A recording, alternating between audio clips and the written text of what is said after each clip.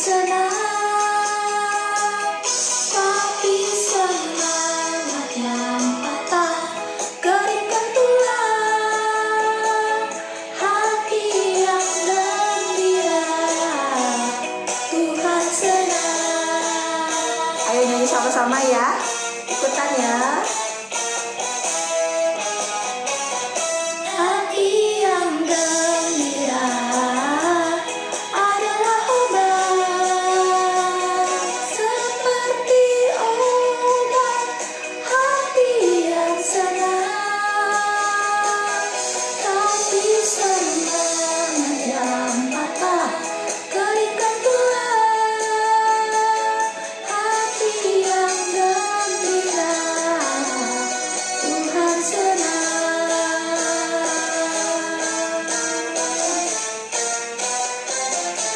Ayo siapin hatinya mana? Hati yang gembira adalah obat, seperti obat. Hati yang senang, tapi semangat yang patah keringkan tulang. Hati yang gembira, Tuhan senang. Semangat yang patah keringkan tulang. Hati yang gembira, Tuhan senang.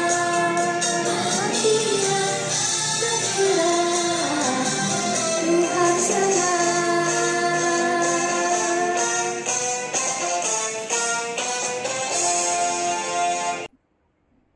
Hai adik-adik, apa kabar? Sudah 3 minggu kita nggak ketemu, kangen banget rasanya. Kalian juga gitu kan? Tapi nggak apa-apa ya, tetap semangat, tetap sukacita, tetap memuji Tuhan. Seperti tadi lagu kita sudah nyanyikan, hati yang gembira adalah obat yang manjur. Karena itu, jangan sampai patah semangat, jangan sampai kebanyakan bete, jangan sampai banyak ngeluh. Tetap sukacita, memuji Tuhan selalu. Dan saat ini kita juga mau siapkan hati kita untuk dengar firman Tuhan. Ya, kita tetap sungguh-sungguh, walaupun ini ibadah online, nggak membuat kita jadi main-main. Lipat tangan, tutup mata, mari kita berdoa. Tuhan Yesus yang baik, terima kasih kalau saat ini kami tetap bisa berkumpul bersama dan kami mau mendengarkan firman Tuhan. Roh Kudus, hadirlah, bicaralah dalam tiap diri kami masing-masing. Dalam nama Tuhan Yesus, kami berdoa dan mengucap syukur. Amin. Oke, sebelum kita mau mendengarkan firman Tuhan, Cici mau kasih lihat kalian sesuatu nih. Di sini Cici punya kertas. Nah, kertas ini ada lubangnya di tengah. Lubangnya kecil aja, agak sedikit lebih besar dari sebuah koin. Ya.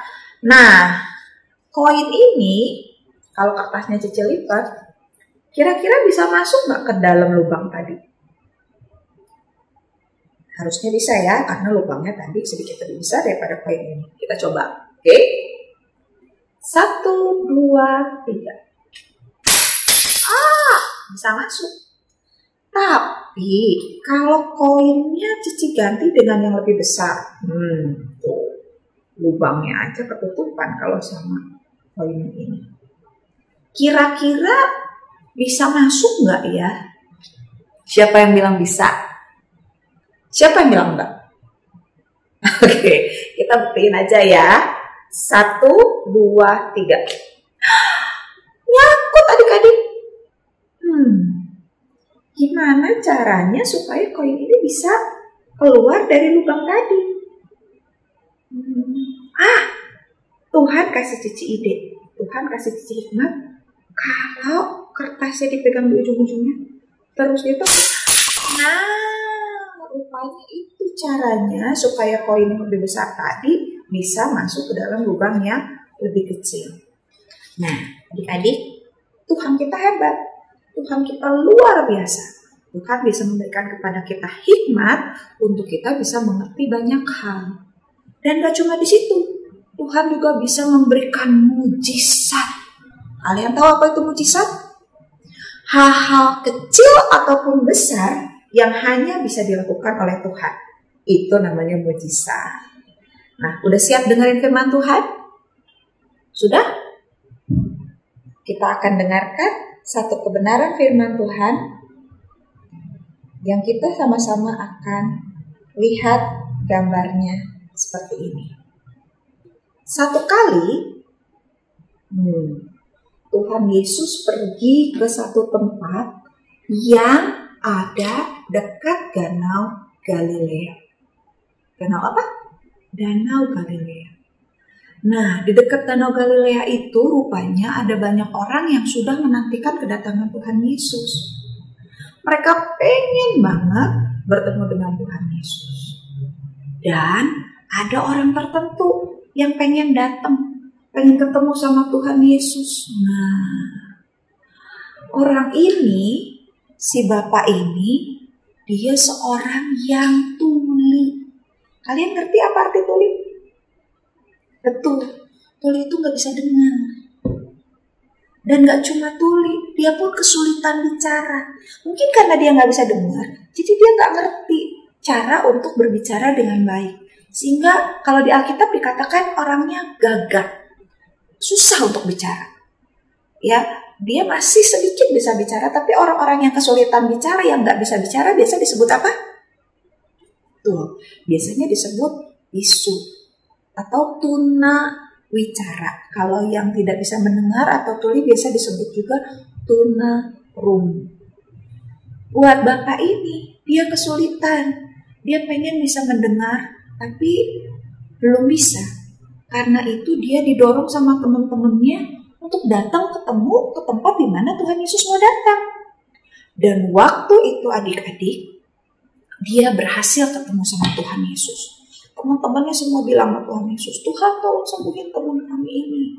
Nah, waktu itu orang-orang berkerumun ya, kalian lihat orang-orang berkerumun, mereka pengen banget untuk bisa melihat Tuhan Yesus menyembuhkan temannya. Tapi Tuhan Yesus nggak mau berada bersama-sama dengan mereka dalam kerumunan itu. Tuhan Yesus ajakin si bapak yang tuli tadi untuk pergi ke tempat yang terpisah. Ayo sini Pak, ikut saya, kata Tuhan Yesus. Nah, lalu setelah itu Tuhan Yesus kemudian meraba menjamah telinga si bapak. Dan setelah itu, nah ini yang perlu kalian ingat. Tuhan Yesus bisa menggunakan berbagai cara dalam menyembuhkan.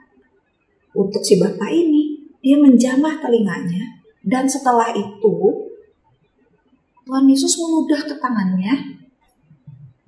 Lalu Tuhan Yesus meletakkan tangannya ke lidah si bapak tadi. Dan setelah itu Tuhan Yesus menengadah ke atas lalu berkata, Efata, yang artinya terbukalah. Dan kalian tahu adik-adik, pada saat itu si bapak yang gak pernah bisa mendengar ini, dia tiba-tiba mendengar burung bernyanyi, orang-orang berbicara, angin yang berhembus pun dia bisa mendengar suara di antara dedaunan yang tertiup angin. Wah, bapak ini senang sekali. Waktu dia mulai bicara, tadinya yang dia agak susah untuk bicara, tiba-tiba dia bisa bicara dengan lancar. Dan itu semua karena Tuhan Yesus yang sudah menyembuhkannya. Kalian lihat betapa si bapak sangat senang, sangat gembira karena dia bisa kembali mendengar. Dan teman-teman si bapak ini mereka juga ikut gembira, ikut bersukacita karena rekan mereka, teman mereka yang mereka kasihi juga bisa mendengar mereka dan pada akhirnya bisa berbicara juga. Adik-adik, Tuhan Yesus Tuhan yang dahsyat. Tuhan Yesus dulu sanggup menyembuhkan, sekarang pun Tuhan masih sanggup menyembuhkan. Kalau ada di antara kalian yang saat ini lagi gak enak badan, mungkin agak batuk atau pilek, berdoa sama Tuhan. Minta Tuhan Yesus sembuhin. Tuhan pasti bisa menyembuhkan. Tapi mungkin ada di antara kalian juga yang bilang, loh Ci, kok ada tetangga saya atau orang yang saya kenal masih tuli, masih bisu, atau mungkin punya penyakit tertentu yang membuat mereka sampai sekarang belum disembuhkan Tuhan. Memang adik-adik, ada kalanya Tuhan mengizinkan sakit penyakit atau perbedaan-perbedaan tertentu terjadi dalam diri orang. Tapi itu bukan berarti Tuhan tidak sayang. Ada rencana Allah yang mau Allah nyatakan dalam diri orang itu. Tapi kalau kita tetap yakin, kita tetap percaya, kita tetap berdoa, bukan hal yang mustahil buat Tuhan kalau Tuhan mau sembuhkan, kalau Tuhan mau nyatakan mujizat. Jadi tetap semangat, tetap berdoa, tetap minta Tuhan untuk sembuhkan dari segala sakit penyakit kita. Seperti sekarang kalian mungkin seringkali dengar ada virus yang lagi tenar nih sekarang. Virus apa itu? COVID-19. Mungkin ada orang-orang yang banyak yang takut. Banyak orang-orang yang gak suka. Banyak orang-orang yang merasa, aduh apa itu? Tapi percaya sama Tuhan, Tuhan sanggup menyembuhkan. Jadi ingat ayat hafalan hari ini ya. Yuk kita membuka sama-sama. Kalian udah siapkan Alkitab? Ada dalam Matius 19 ayat 26. Ingatin ya, Matius 19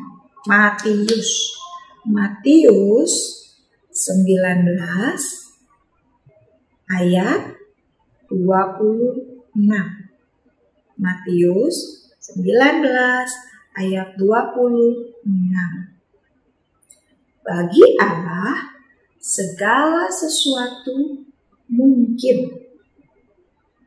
Bagi Allah segala sesuatu mungkin. Sekali lagi kita ulangi ya. Matius 19 ayat 26. Bagi Allah segala sesuatu mungkin. Jadi sekali lagi, jangan kalian ragu-ragu, mintalah kepada Tuhan.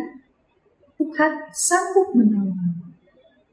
Kalaupun belum tiba jawaban dari Tuhan, tetap setia, tetap berdoa, tetap yakin ada rencana Allah yang pasti dinyatakan buat kita semua.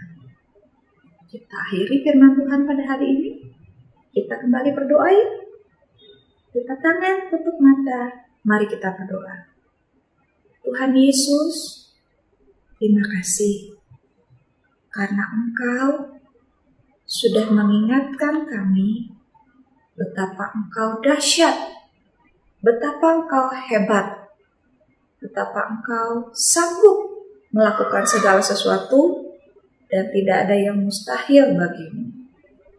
Tuhan Yesus, tolong kami, nyatakan terus kebesaran-Mu, kebaikan-Mu. Buat kami yang sedang sakit, Tuhan jamah sembuhkan dalam nama Yesus. Buat kami yang sedang merasakan ada kesulitan, Tuhan tolong dalam nama Yesus. Kami percaya Tuhan sanggup menolong. Dan kami percaya Tuhan juga akan memberikan kami kesanggupan untuk melalui hari-hari sekarang ini. Terima kasih Tuhan. Terima kasih. Terus berkati kami. Terus tolong kami bisa bersukacita. Bisa senantiasa taat pada orang tua. Bisa mengerjakan tugas-tugas kami dengan baik. Walaupun mungkin kami harus melakukannya secara online. Dan termasuk dalam ibadah ini juga. Biar kiranya pertolongan Tuhan, kasih setia Tuhan akan terus dinyatakan buat kami dari saat ini sampai seterusnya. Dekatilah orang tua kami, kakak adik, guru-guru, dan kami semua, juga keluarga besar kami, lingkungan kami, dan bangsa Indonesia. Terima kasih Tuhan Yesus, kami mengucap syukur dalam nama-Mu. Haleluya. Amin. Sampai jumpa kembali adik-adik. Tetap semangat. Tuhan Yesus memberkatimu. Dah. Kami dari tim pengembalaan Life Kid mau mengingatkan nih, setelah kalian mengikuti ibadah Life Kid hari ini, pastinya diberkati kan? Yuk kirim kesaksian kalian agar bisa menjadi berkat bagi teman-teman yang lain. Dan satu lagi nih, kalau ada di antara kalian yang membutuhkan bantuan doa, bisa segera menghubungi nomor WA yang tertera di layar kaca. Tuhan Yesus memberkati.